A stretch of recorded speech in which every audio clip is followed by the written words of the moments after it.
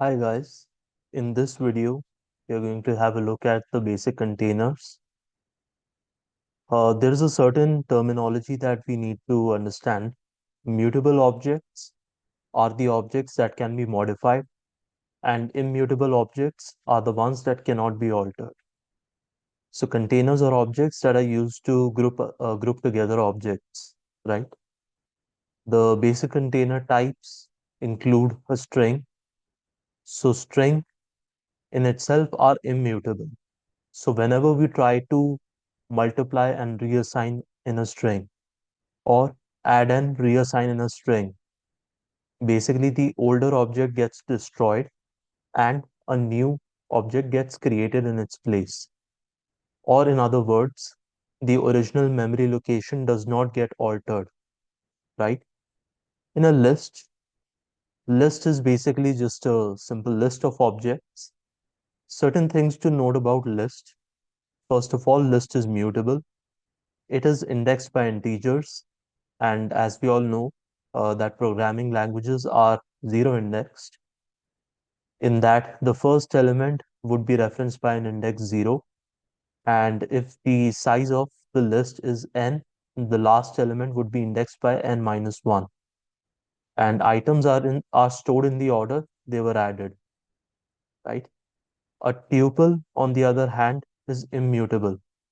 It is indexed by integers, and there is no order defined as such in a tuple. Set, on the other hand, is mutable. It is not indexed at all, and items are not stored in the order they were added. And the special quality of a set is that it can be used to capture the unique elements from a collection of objects like in a list. So we typically use a set in order to define the unique objects. Even if we define a set with a bunch of repeated elements, we will only see the occurrence of three only once. Dictionary, on the other hand, is mutable, and dictionary is basically a bunch of key value pairs that are indexed by immutable keys. And again, the order does not matter, the order in which the items are added. Another thing to note that across all the basic container types, the types can vary. Like we can see that initially there are a bunch of integers, then there are some strings, and then there is a Boolean variable as well. Or in a dictionary, dictionary is basically, you can take an example for user information, right? Like there is a name key defined which has the value of the actual name of the person. Then we have the age of the person, which is defined as an integer. Then we have favorite foods as well, which is a list, right? So there can be a variety of different types of variables we can define in the containers. Whenever we are defining lists, tuples, or sets, we use commas to separate the individual items. And when defining dicts or dictionaries, we use a colon to separate keys from values and commas to segregate the different key value pairs. Strings, lists, and tuples are all sequence types in that they can use the plus, multiply, add and reassign, multiply and reassign operators. This is just an example of these different types in action. List has the characteristic of the square bracket. Tuple has this characteristic of being defined uh, within uh, within a normal parenthesis that we have. Set is defined with the help of curly braces, and dictionary is usually defined with a bunch of curly braces, followed by key value pairs separated by colons, and different key value pairs separated by commas. And items in the list are stored in the order they were added. Like we can see that the order is preserved. Items in the tuple object are also stored in the order that they were added. So we can see, yeah, that the order is preserved. However, in the case of set, we can see that the objects are not in the same order they were added. And like I mentioned, the repetition of 3 is eliminated within the set. See, each time I run it, it might give me a different output. It might give a different output for you as well. Then items in the dictionary object are not stored in the order that they were added. We can see that age is coming first, then favorite foods, and then name comes. Similarly, we can add and reassign. For instance, we need to add these two elements to our original list. We can do that. Or we could also define this separately as a list, and then we could reassign that list to the original bigger list to get the same, uh, you can say, pended or concatenated output. We can add and reassign as well in the case of tuple. We can multiply. So what will happen in the case of multiply? That the elements of the list will be duplicated, and the result is a single list. We can multiply again, the elements will be duplicated thrice into a single tuple. Now comes the most important part. How do we access data in containers? In order to access data in containers, we typically use subscript notation. This subscript notation is signified through square brackets, and we usually access data at present at a particular index. Like I said, programming languages are zero indexed. So in order to access the first item in a sequence, we can use list1 square bracket 0. Within string, list, and tuples, they are indexed by integers and they start at 0 for the first item. These sequence types also support accessing a range of items, such as slicing, which we'll have a look at shortly. We can also use something known as negative indexing in order to start from the back of the sequence. And dictionaries are indexed by their keys.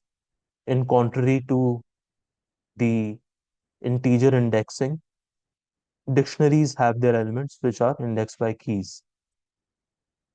Also note that sets are not indexed, so we cannot use subscript notation to access data elements. For instance, an example usage of negative indexing, we want to access the last item in a sequence. So we can use tuple1 and -1 within square brackets in order to access the last element grapes present in the tuple. Then say we want to access a range of items in a sequence. So guys, understand the range. A range is simply a range of items, a sequence of elements that we probably need to extract from our target sequence. The counting will start from the start index that we define, and the ending will go till the 8th index but not include 8th index. So let's say we wanted to access till n elements, we would need to mention n plus 1 within range. We can also define um, n within a for loop or a while loop as well. We'll have a look at that shortly. So this is how we are accessing a range of items in a sequence. This is a string that we defined, which had a value of example, and we accessed elements like this. In order to access a range of items in a sequence, we can define, if we don't define anything at the left hand side of the colon, then that automatically defaults to start of the tuple or start of the sequence. -3 means that everything but not including the last third element, right? So we can see that tuple1 had these elements, and we printed out all of these elements except for elements starting from the third last position from the back, which is signified by -3. Similarly, to access a range of items in a sequence in the case of a list, 4 means we are going to start from the fourth index, or if we are counting from 1, basically the fifth element wise. But I'll just say 4 for the sake of clarity for those of you from programming background. And if we don't have anything at the right hand side of the colon, then that means till the end of the list. So let me just print out list 1 as well for clarity.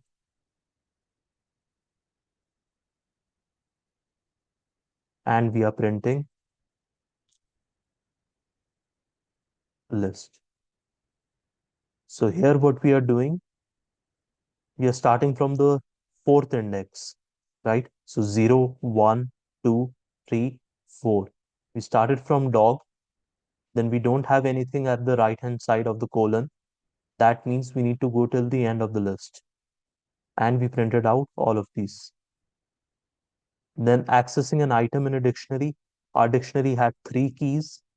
We had favorite items, we had name, and we had age. In order to access name, we just simply specify the key value within single quotes or double quotes, and we get a value of Jane. Then, in order to access an element of a sequence within a dictionary, like for instance, uh, if I print out,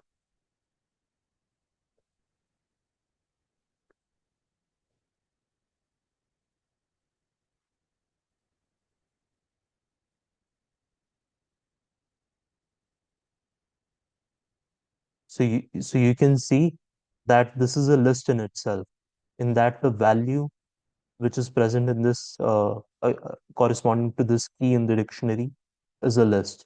In order to access its second element, we again use the square subscript notation. And guys, sometimes we are using an API, we are fetching data from somewhere, and we need to find out what is the type of the variable or the container that we have received. In order to do so, what we can do is we can use something called as type. So type is an inbuilt function which helps us to find out that what is the type of this object, what is the type of this container. For dictionary, it's going to say dict. How about tuple 1? It indeed says tuple. In the case of my list 1, it'll say list, right? So based on that, we define our corresponding operations, right? In the next video, we are going to have a look at certain Python built-in functions and callables, which are extremely useful for your common problem-solving scenarios as well. You'll find out that you'll use these built-in functions a lot of the times. So see you in the next video, guys.